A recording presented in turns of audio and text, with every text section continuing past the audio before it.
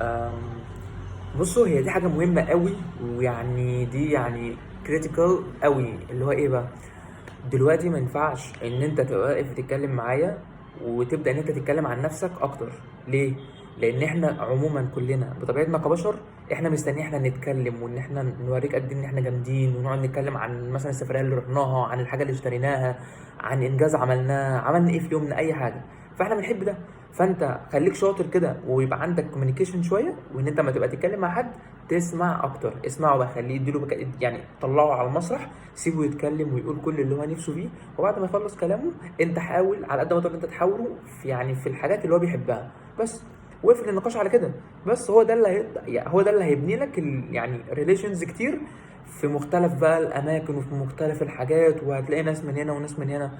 بس انما ما تقفش معايا وتقعد تتكلم عن نفسك، انت كده بقيت بجح بالنسبه لي، وانا مش هبقى مبسوط ان انا قاعد بكلم